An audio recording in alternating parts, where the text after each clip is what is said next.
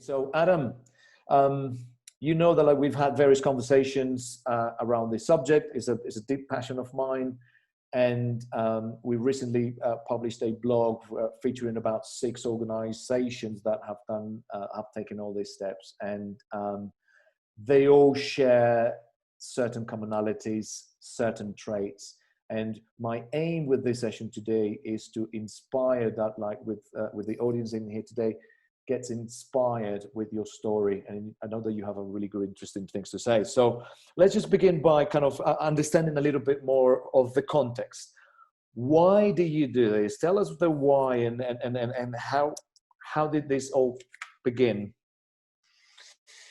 Well, I think it's probably fair to say, Ricardo, that, if you spin the clock back, 10, 11 months to January, and you'd asked me then, how do you fancy building a virtual studio? I would have laughed you out of the room, right? It was clearly born out of necessity.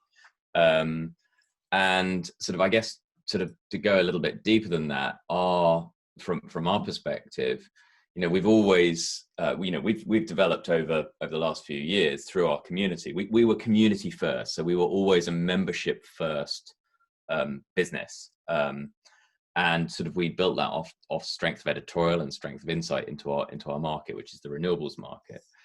But the events for us were really something that we only kind of, I guess, discovered over the last couple of years. We're very new to it. In fact, I'd say that, in many respects, I'm an accidental event owner, really more than anything else. And so we spent the last few years really kind of stumbling through the undergrowth, trying to work out how to build an event and so forth. And we got to January and we were all set to run a physical event in Boston. We had the sponsors loaded against it. We were booking out the delegates. We were on that classic path. And then COVID struck. And from our perspective, we really had a choice, at that sort of very early stage, which was, do we effectively, rebook everyone on to the following year? Or do we look at, a way to sort of draw down that revenue and to make it happen? And I knew pretty early on that, the energy that we got from that event was really important, to be able to drive that energy and that sort of that sense of theatre and that sense of that sort of emotive connection. That for us was really important. And it felt that I felt very strongly at the very beginning that to do that, you couldn't do that necessarily through a traditional Zoom call. My sense was that, we were going to get zoomed out on that. And the idea that we could perhaps bring it to life through a sort of a TV studio concept was very appealing. And, full disclosure, 20 years ago, I studied theatre and performance at university. And I distinctly remember my parents at the time saying, that's wonderful, but tell me when the hell you're going to ever find a use for that degree. Well, I like to think that maybe if this year has taught me one thing, Ricardo, it's that, there was possibly a use to that kind of that theatre and performance background. And it did certainly help with the studio. But for us, it was an obvious choice. It was like, do we defer those events because I just couldn't see them working as a flat environment, or do we try and do something different? And I guess because I never read the rule book for how to run an event or how to build a conference, naivety wins, right? And it was kind of like, well, what could possibly go wrong with building a studio? Surely we can do that. And we very, very quickly took that decision to do it and communicated that to our sponsors before we knew how we were going to do it. I mean, that's the truth. Right. Okay. But there's a lot of reasons why that was important. But for us, it was about engaging with our sponsors really early and finding out what they wanted and understanding why they wanted to work with us, Ricardo. That was key. And really that was the start of it. It was the fact that they were looking for something different. And I thought that was something we could do. And I think that what I like about this is that you did not have, or you do not have, what we call the event industry baggage. that we highlight all the time, because many event entrepreneurs, as I call them, they are now or have been in the process of, okay, how do we transfer this to digital? How do we, and then there are certain boundaries that, rightly or wrongly, they all have been kind of frame under these boundaries, and then that creates a lot of problem. And I liked a lot when you say about is about the emotion, and is about how you're going to foster that kind of interaction even with the viewers, and then I think that's a really, really important part that I wanted to highlight to the people out there, is that having a studio in a studio environment, then you have that element of interaction. Yes, probably people are in lockdowns and all that, but then there will be ways in which you can, keeping a safe distance, kind of have that kind of studio environment. So I want to look into a little bit. Let's just delve a little bit into the logistics. So then you've made that decision to, let's just do it. Let's just build this studio. Let's just go ahead with that. So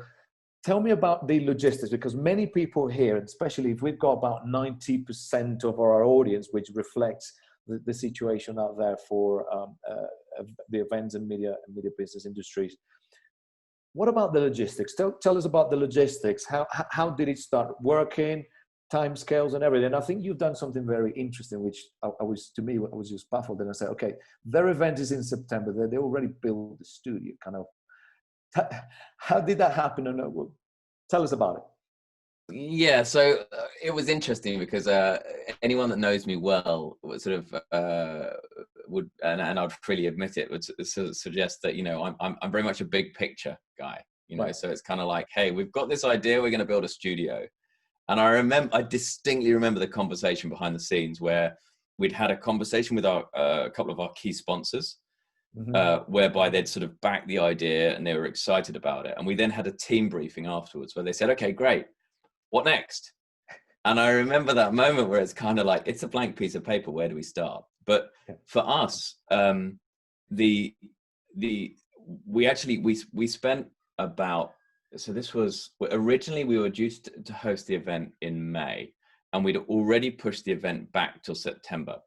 But when we pushed it back to September, we knew when we were doing it that we weren't going to host it in Boston. It just wasn't going to work like that. So we were looking at that studio build from, I think we had a 90-day window, something like that, ahead of it. And I remember having a couple of conversations early on with a couple of production companies where they would traditionally stream an event, or they kind of, you know, they'd work behind the scenes and that sort of stuff.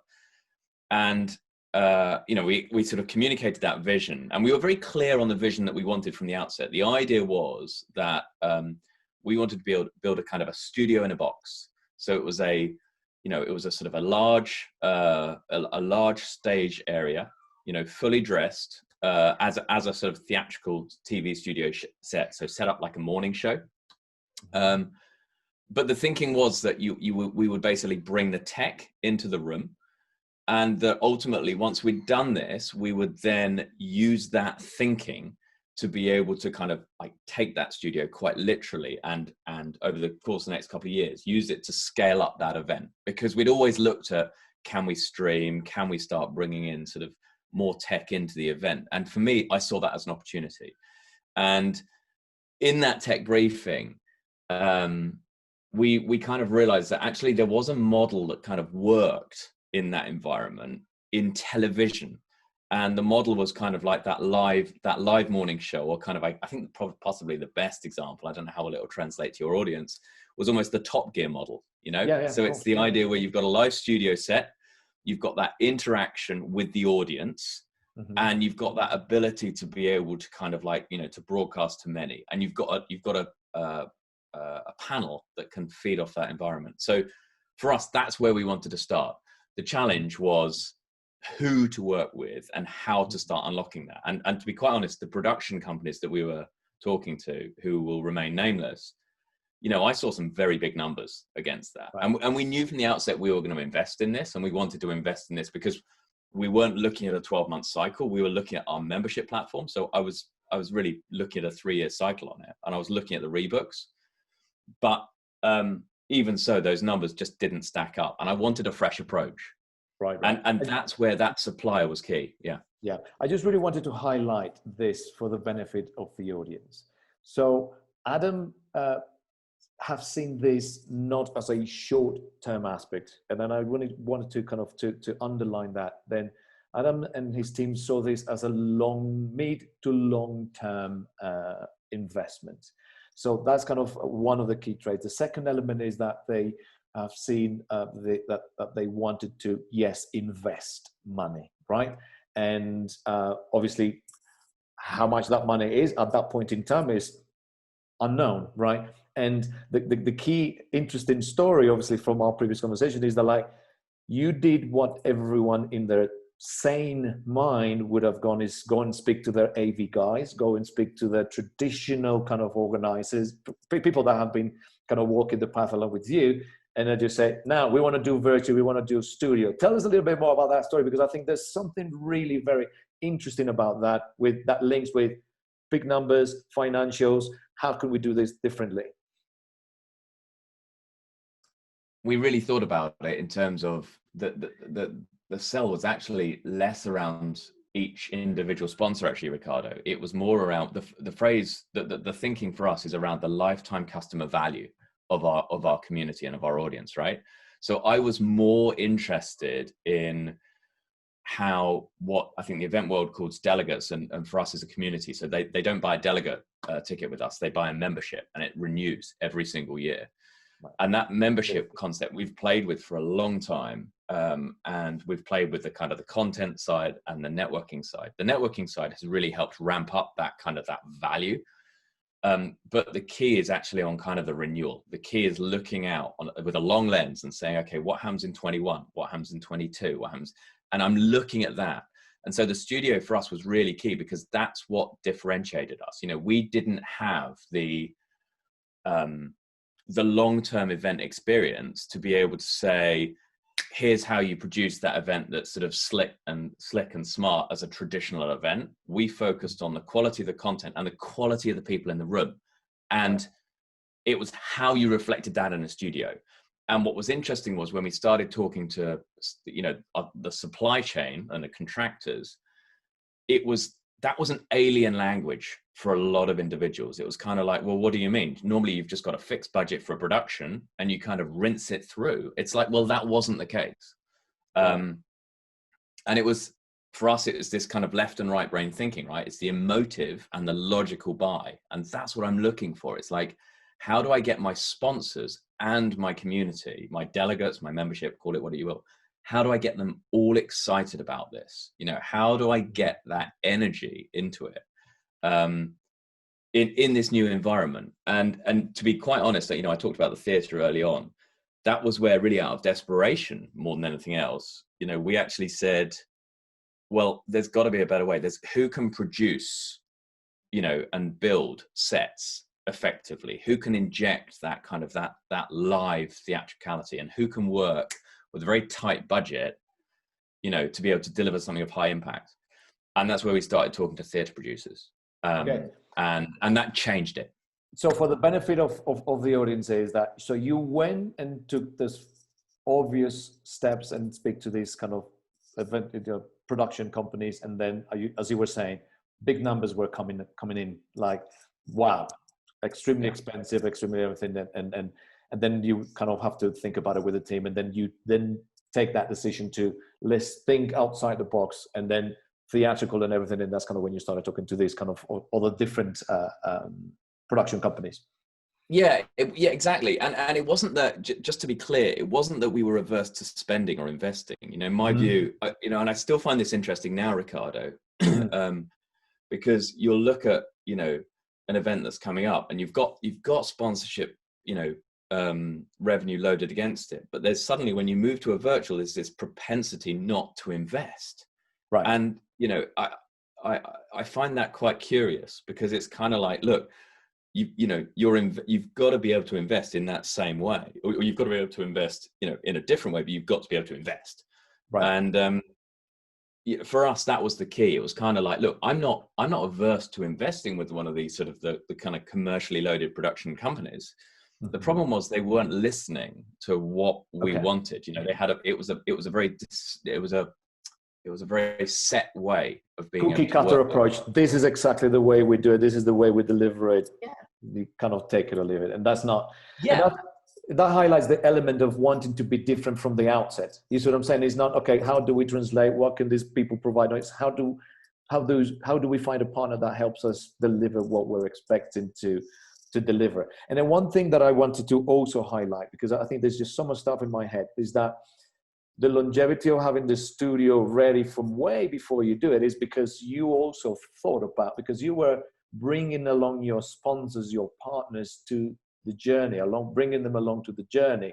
That's why you had the studio built from earlier on, because you wanted to show some, I guess, tangible stuff. Am I right saying that, or that wasn't the case?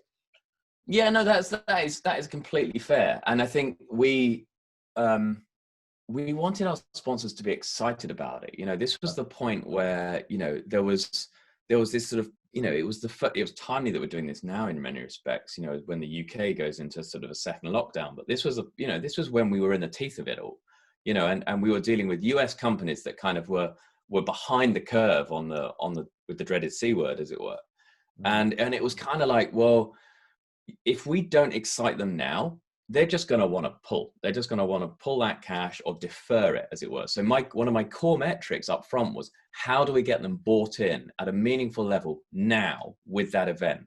And how do we also focus them on the event itself, rather than, again, on kind of all the stuff that, like the virtual booths and stuff that I have a fairly strong view on, as it were. Right. And I just can't, they're a different model. So for us, the studio was a great way of kind of getting everyone focused around one issue, as it were, and bringing them on that journey. And we were really clear. We set up, I think it was fortnightly. I think it was about every 14 days, we had a briefing call with each sponsor, just to let them know how we were going with the studio. And we actually even shared some shots with them as we were building it, because it got them excited about it. It was kind of like they could see it coming together. And I think that's a true gem in here, that what you're talking about. And I think, again, for the benefit of the audience, is that, like, you're using the studio as means to get people excited, to get your audience excited. You were doing video updates as well with your audience, with your community. And I think that's kind of amazing, because many of these things that happen in the background, and then everyone is just trying to scramble and have everything ready for when the event takes place. And I really admire that element that you've had there. So we've talked about the aspects of the logistics. So you went with a more theater production company that led you to find, I guess, optimization in terms of creative resources, because you have people that were outside, they were happy to play, to come along with the journey, to learn. They have accepted that there were some things that they were not good at, specifically from the technical side of things and everything, which you guys were prepared to fill those gaps in that sense. What about there is a barrier within media and event organizers that they say, oh, a studio, that's too expensive, right?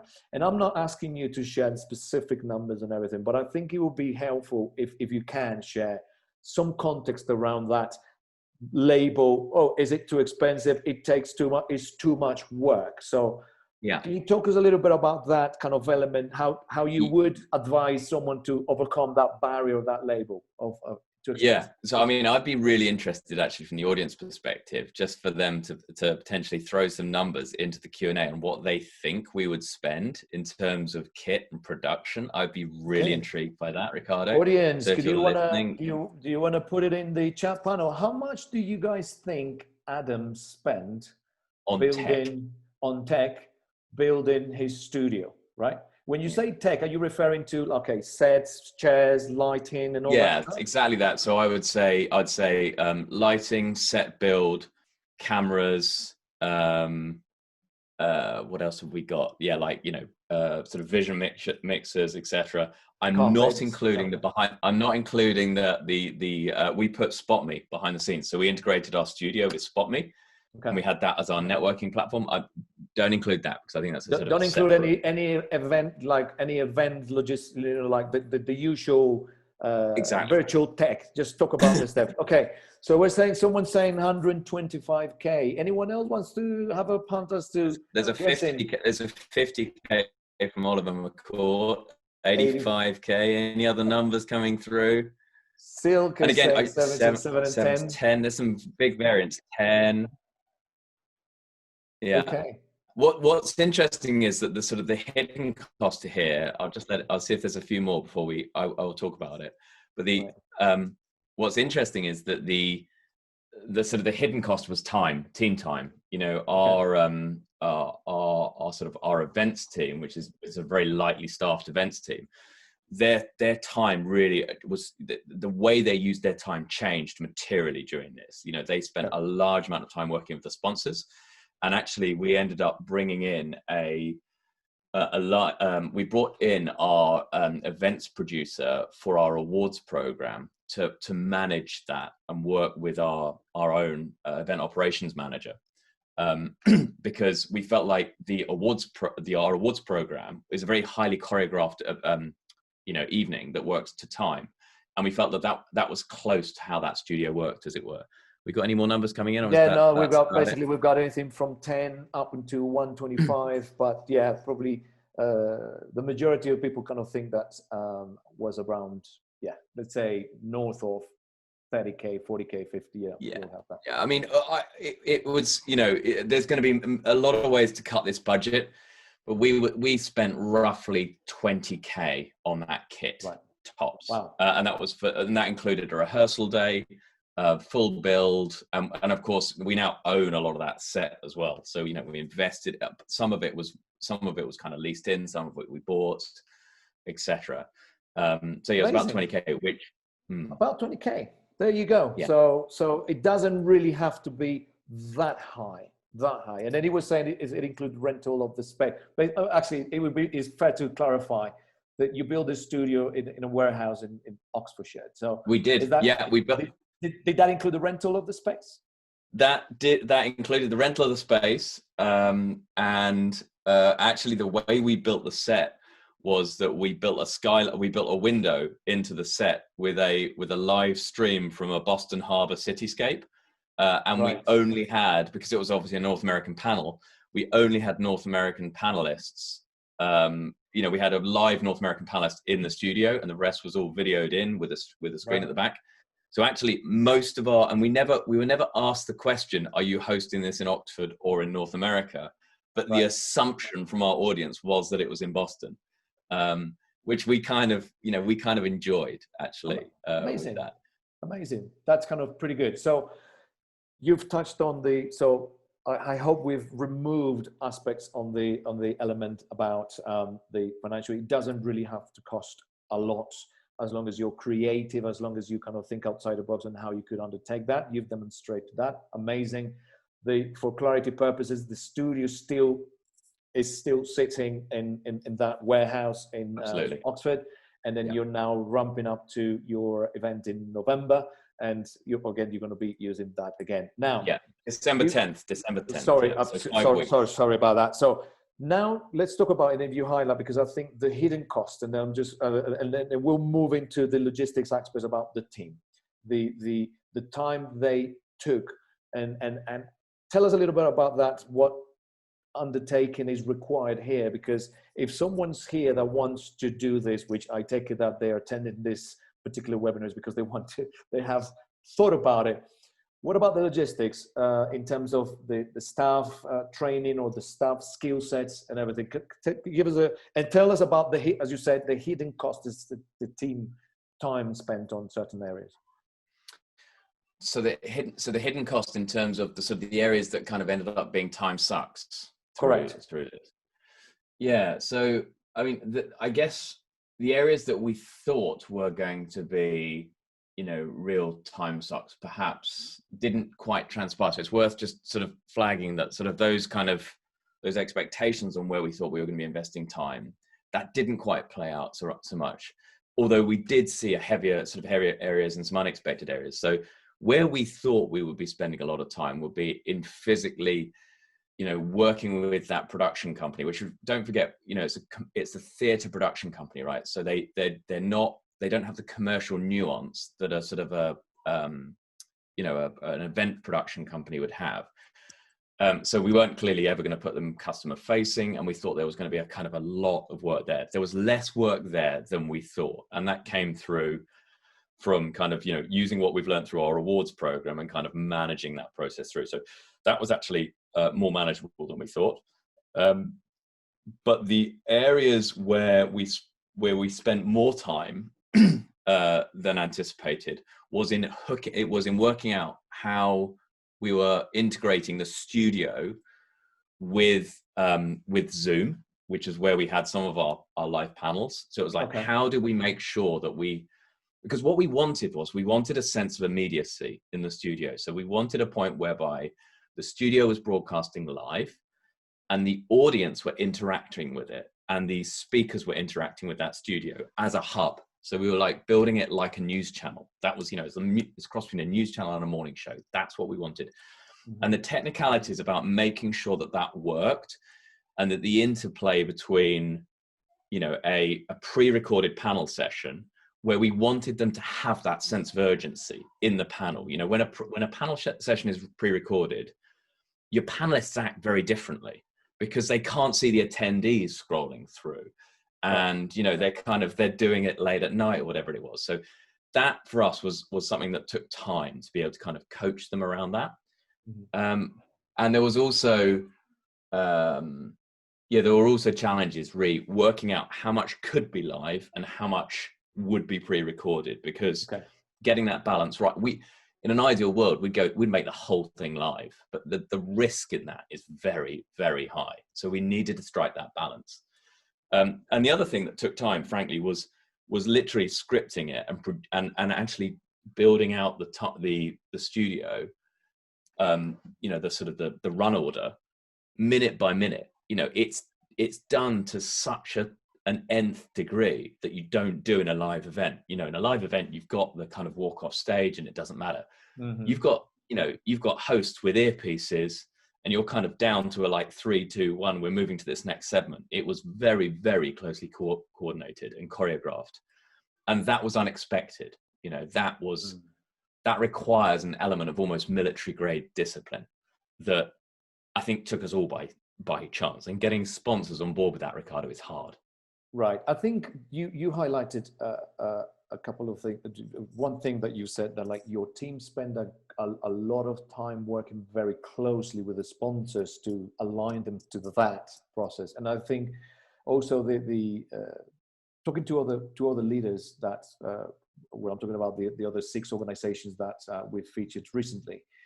They all said the absolute fundamental key when you're doing this live broadcasting, whether you're having some pre-recorded and some live, is the scripting. You need to know the detail of what's going to happen at every single time, and it's been highlighted again and again.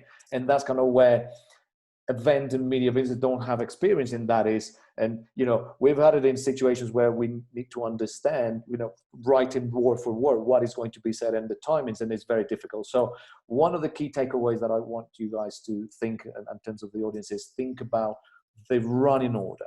Needs to be always, if there's any doubt, look at the running order, and everyone needs to be aligned with the running order. So that's kind of pretty interesting. So, and in what sort of way did you guys spend so much time with the sponsors? And was there anything in particular that they were going to do that required that kind of more kind of? Yeah, there are two of our major sponsors would traditionally have obviously done an opening keynote, and were then kind of prominently featured in various panels, etc. throughout. And there was a challenge there, how do we get those, with a high production quality on the event, how do we make sure that if we are passing across to them for a keynote, that we've not got them on an open MacBook, tucked away in the corner of their house type thing, because the thing jars. It's how do you make that work?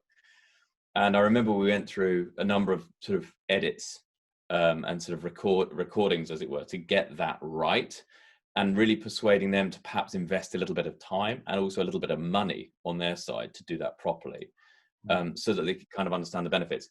that was really important. And you know, there were some battles that were won and there's some battles that were lost on that. But one of the real plus sides was that for one sponsor in particular, we actually used it as an opportunity to kind of elevate who our point of contact with that sponsor, and we ended up with their CEO doing the piece, who we wouldn't have had access to previously. And that kind of then unlocked an internal video budget or whatever it was with that client. And so we ended up with a higher quality piece. So it was an unexpected win that reflected well on the event, and reflected very well on the sponsor. And it certainly helped with the No, I think that's kind of very good. So let's move on from the logistics, and I hope that to many in the audience, people that have asked the questions, and I think Jan Lichota, I hope that we've answered the questions on the prerequisites for the studio in terms of the tech and space. I think Adam already covered that aspect there. So let's moving on, and then we've talked about the financials. I want to delve into the learnings as to, okay, you've got one event behind you, the good, the ugly. I guess, is there anything ugly that you I don't know. Plenty. Okay. Is there anything that you want to share with us on the ugly that probably the audience can learn from? Yeah. So I think there's, I guess, it sounds like there's small points, there's teething points on it. One of them is quite literally, you know, if you think about it in terms of building a studio, you know, at the very beginning, I should say, apologies if there is screaming behind the scenes. Welcome to lockdown. This is my children arriving home from school somewhere. But we actually struggled with, obviously because of the restrictions in place in the UK at that time, having too many people in the space working on the project, and that created a problem, you know, because we had to be very focused around who was working in that studio space at one time, and that stopped us from having sponsors in the building, which was a challenge. So that was a problem, and also, you know, again, I don't know, this is probably a separate discussion, but I said we use SpotMe. You know, broadly speaking, the SpotMe platform for us worked as it should, but as we all know, and as we've all worked out through you know, live event software, you know, they've all been sort of developing it as quickly as we've been looking for it, as it were. And we had challenges there on immediacy and response times on the customer service side, which did reflect on the event itself. The other small issue was redundancy on internet lines and bandwidth. You know, we had a team in a sort of separate room, prepping sort of speakers and sponsors. You know, we had 3 people at terminals, kind of, you know, prepping speakers and briefing them ready for their panels, etc. And that, with the studio, at some points created a problem with, you know, broadband. And we had a line drop at one point for 15 minutes, something like that, which it didn't come out it didn't fall out entirely, but it created a problem that we then had to work through. And we used it to our advantage in the end, but at the time, I mean, I think, you know, I went grey rapidly during that period. Well, so it's a small point, but that was a big worry. Many events and media business kind of say, oh, that they miss the buzz and the adrenaline that happens in a live event. Well, that's kind of adrenaline for you at a very big dose if they miss that. So, okay, so that's great. And also, I think you've mentioned as well, and again, it kind of links. I just want to reiterate the fact that, like, you had your running order, you had your teleprompter and everything ready, and then it just dropped at some point. And if you wasn't, it did. So yeah, actually, that was a cute story which I've forgotten. We talked about offline on that. Yeah, the tech team had been working with us in advance on a teleprompt system, and, you know, it was the first time they'd used it, but they said that, look, there's no problems with it, it'll all be fine, etc. And I just, having worked on, like, in a stage environment before, you just know that you kind of, you know, don't trust tech, animals, or children when you're working with them, right? And it was kind of like, well, there's going to be something that goes wrong here. And I remember being sort of mocked slightly for sort of saying, well, you know what, I'm going to have a copy of the script just close by with me on set, just in case it falls over, as it were. And true to form, I think it was day 2. Everyone was a slightly more relaxed. We knew that when we were walking back onto set, you count down, and there was a good buzz in the air. But there was that moment where, for whatever reason, the tech that was controlling the auto cue hadn't quite kept pace, and we were at the wrong point, so it falls over. And there's that moment where it's like, well, it's only because we've got a script to hand that we can use that. It's a small point, but I remember thinking, if I hadn't had a script with me, that would have been a problem.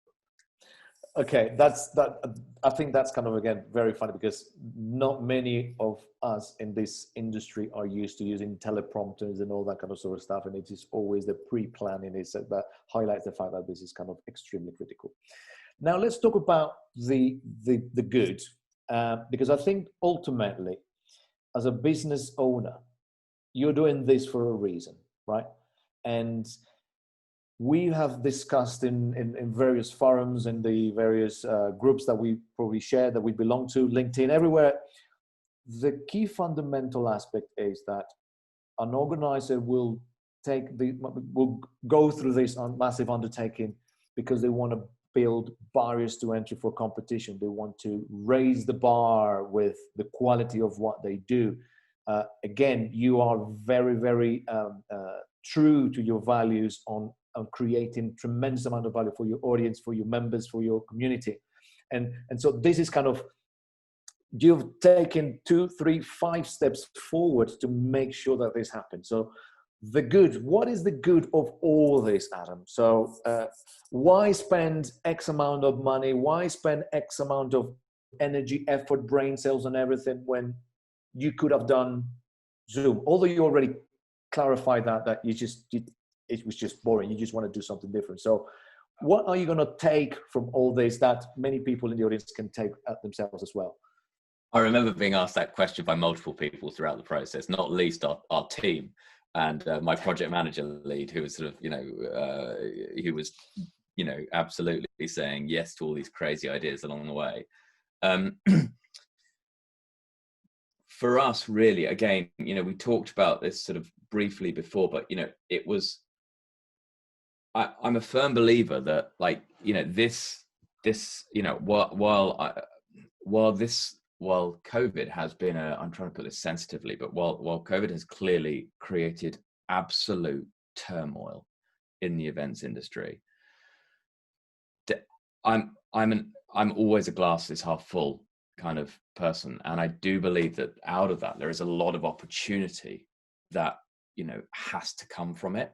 And for us, it was about how we level that playing field. It was like, how do we wind that clock forwards, however far, 12 months, 24 months, 36 months, whatever. Like, what, it's almost like when we walk out blinking into the sunlight, and start meeting in person again, in whatever way that happens, what are the events that are going to survive, as it were, and perhaps not just survive, but thrive in that kind of next era? And what are, and why are they going to do that? And my sense was that, like, for us, our community, the event series we run is called Financing Wind. And the membership community that sort of it's underpinned by is a word about wind.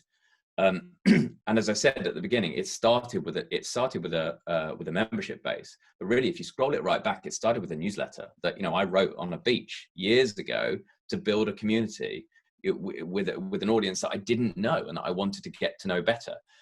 And if you kind of scroll all the way through those scenarios, and you scroll through, building out a membership platform, investing in an editorial team, building out an events program, building out an awards program, doing all these sorts of things, our membership has grown and stayed with us because they've always given us the benefit of the doubt. They've always recognized we've been transparent with them about what we're doing and that we want to try new things. And they've always recognized the power of being part of that community. And that in order to be part of something like that, they've got to be prepared to kind of take the good with the bad, as it were. And for our events, that's really how we how we viewed it. My sense was, I kind of want to roll the dice a little bit on this. It's a managed risk, right? It's the same reason why we set up in business at the very beginning, because we felt like we had an idea and an opportunity and we wanted to back it. And like, if we can't back our own ideas, I mean, crikey, like right now, it's like betting the stock market, right? I'd rather not bet the stock market. I'd rather bet our own business, because I have far more control over what we can do than anyone else. And that was really the opportunity. It was kind of like, how can we give back to our community and give back willingly and give back to our sponsors, and so that they see that in a really positive light. And that's where I wanted to get to. It was like, I wanted them to get to a point where, we're in November now, whatever it is, November the 4th, 5th. Mm-hmm. This is the point in the year where everyone starts looking at those budgets for next year. And I want to be at the top of that list, because there's gonna be competition for it, and we want to be in the rebooks. We want to be in the thick of that. And that for me was that was actually really what was at the heart of it. It was kind of like, if I'm investing, whatever it is now in this event, great. I would almost write that off as BD work, as marketing work. Effectively, I viewed the studio as a giant marketing campaign, that just so happened to deliver some exceptional results for our sponsorship. And that was key. That was really, really key. And it was about turning everything to our advantage. It was all about flipping it on its head and thinking about what we wanted, what happens when we get to December 2020. And I think that's amazing from the point of view that, because you said, this is a big marketing campaign. I want to be top of the list when discussions in 2021, and I love the fact that you're thinking even 2022, so that we're looking at our rebook strategy all that long in advance. And we want to be at the top of that conversation, because we would have already delivered some tangible value that is beyond because what we were, the talk with all event entrepreneurs right now is, okay, the barriers have come down. Anyone can just launch an event business, or it can launch on a virtual event from the back of their room, from in their apartment, in their flat. Now, doing all this that you've done, then that just basically, again, raises the bar, and it makes it not many. And then we've seen that reflected in the statistics, both from this audience, but from what we've seen out there. 90% of the people have not done something like this. So this means that, like, you now have a massive advantage. You have a seat at the table, or at least on the top of that pile, that's going to differentiate you among the crowd. What I love the most about what you've highlighted, Adam, in our offline conversations, is that you wanted to build a Trojan horse, right? Tell us a little bit more about it, because I think this kind of highlights the key, the good that has to come about this. And so the Trojan horse, investing in the long term, the rebooks, and how does that all fit together in that context? My view is that kind of like the reason that I got excited about it, to understand from the Trojan horse perspective, what I was really looking at is, how do we basically load the dice, right? How do we load the dice so that when those business development managers and marketing managers, who are the ones that are responsible for kind of saying, actually, we want to invest in your event next year, are kind of putting us at the top of the pile, that was what I was looking for in that Trojan horse. But the key element really is kind of like, why did we think that the event was going to do that? And why, crucially, it was more a sense of like, what would happen if we didn't do this? That was my kind of underlying fear. It was like, if we didn't build a studio and we did just broadcast live from our bedrooms, as it were, we were just going to look like everyone else. And I mean that with the greatest respect, because there are some awesome, incredible events that are doing just that. But in our space, in the renewable space, we're fortunate to be in a growth market, right? And there's a lot of competition coming in there from what I would describe as traditional conference and events organizers. who can produce an event, as I say, far more effectively than we can, you know, in many respects. But I think what we had an edge on creativity. We had an edge on being able to do something different. And my sense was that if we didn't do this, we would just become another line item in a budget, as it were.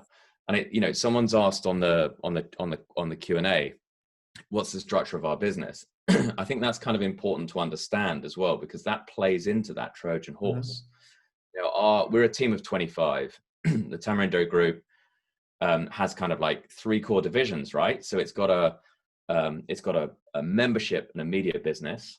It's got kind of an events arm, but it's also got a consultancy, you know, and the consultancy is for us really where there's a very high value of kind of consultancy service that's playing into our space.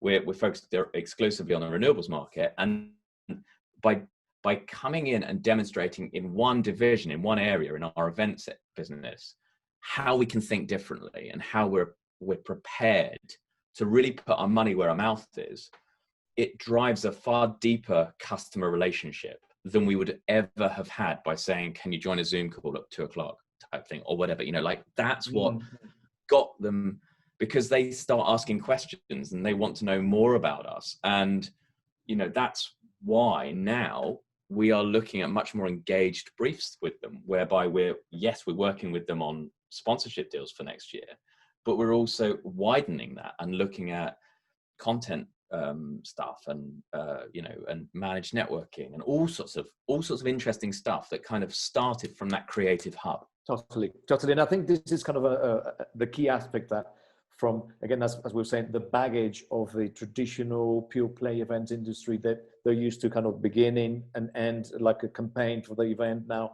what we're going to happen, the way they build their teams and structure their sales teams and everything.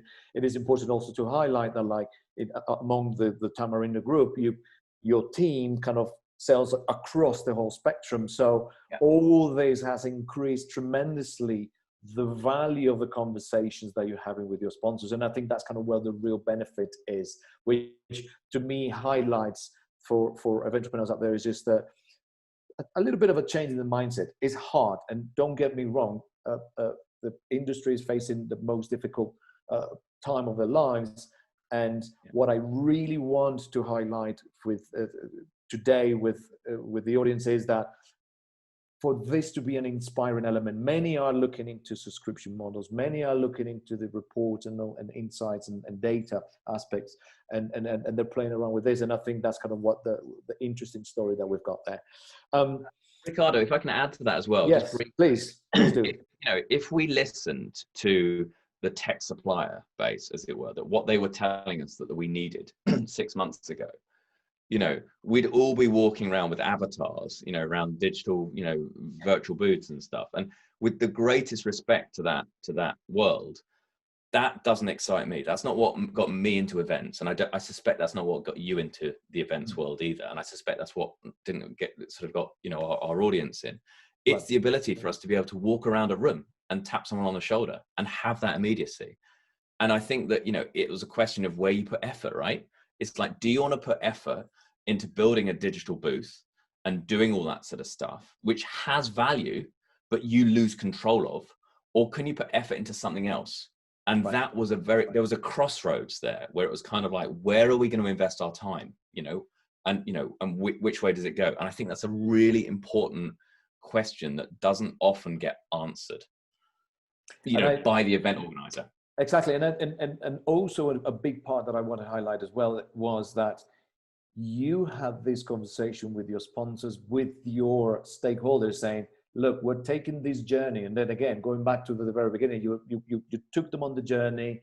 You already told them this is not, things are unlikely going to go back to what we used to deliver for you in a physical event. This is now the road that we're taking.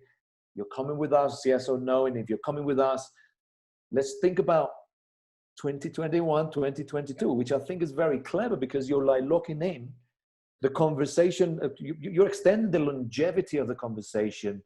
And by default, I suspect is the longevity and the size of the potential opportunity, deals opportunity that might be one. You know, it's like eating a little bit more of that budget pie that they might have internally.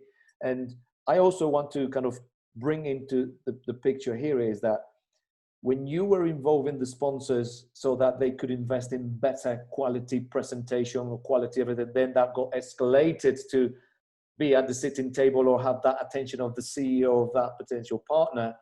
Now then you're going to be, you know, and again, that longevity, that long conversation is great. And I think that you've hit a score there. We only have 5 minutes now to go, and we have, I think, with the audience answered many of the questions as we've gone along. I know David Sansom, I will probably link you up with Adam so that he can answer those specific questions directly to you.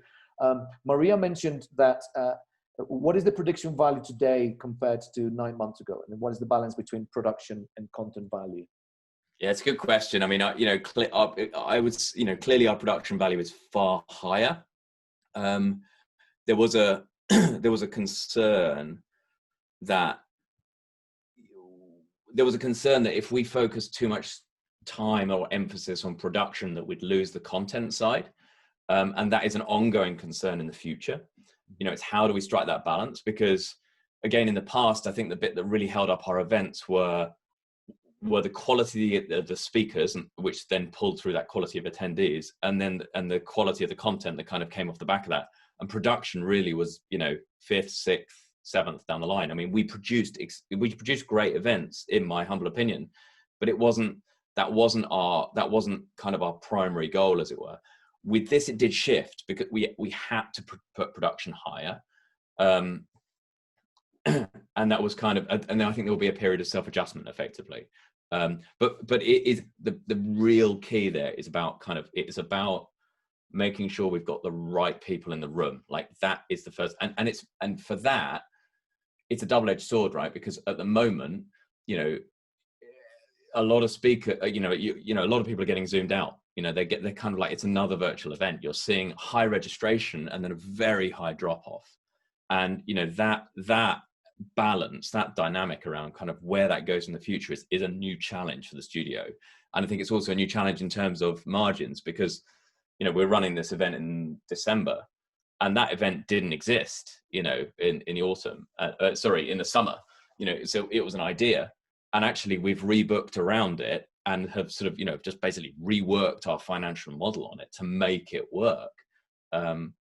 But that getting that balance right is harder because our budgets are in a different kind of, they're just different. The calibration is different. So Adam, I think that was very useful. And I want to the final thoughts or the closing thoughts. So moving forward, how does 2021, 2022 look for you now that you've got all these things?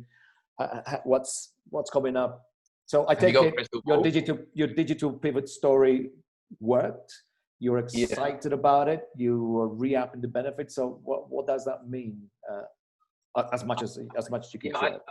I mean, it's a great question. And look, if I had a definitive answer to it, you know, I'd package it up and sell it, because I think everyone wants to know that right now. Yeah.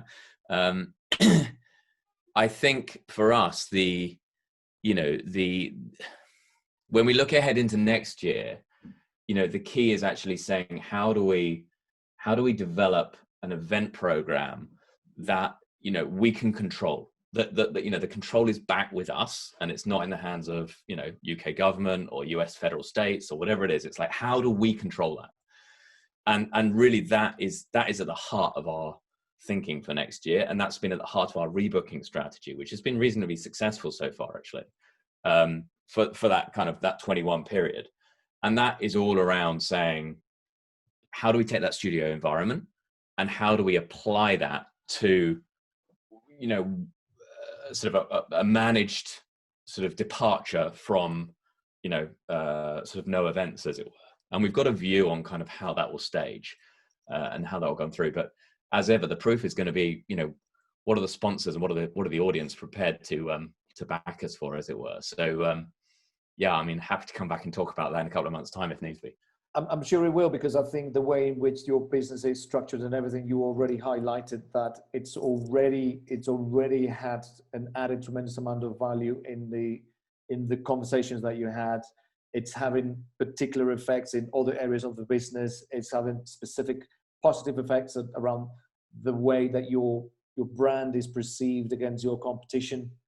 And from my side, I think, Adam, I've been impressed from day one. I am now even more impressed with how everything's going. And I really, really, really hope that whether with the live audience today, and as we're doing this thing virtually, should be evergreen content that should be helpful for everyone.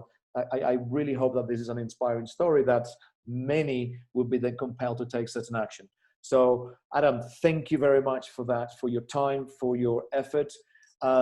Before I let everyone go, I just wanted to highlight that we are having our next webinar. Is going to be very, very exciting, which is all about episodic marketing. Yeah. So I wanted to highlight that because it's about how you would take a webinar like this, or a series of webinars like the ones that we've been running, and we wanted to share that with the audience on how you can achieve all that stuff, and how your virtual events that you guys are doing, whether it's on Zoom, whether it is from a digital broadcasting environment, how you can slice that down to extend the longevity of the promotion, because we all know that it's not about the people that are here on this webinar session today, for instance. It's about the 3x times people that will sign up to have access to this information. Is about how do we slice this up into various chunks so that we share it on social media and everywhere. And so I want to invite you guys all to attend that. If you want to have a conversation about how, or you need a sounding board and everything, I'll be very, very happy to be helpful in that way. I think that was an amazing story. Adam, thank you very much. Thank you to all those that stayed with us until the end. And until next time, good luck to everyone.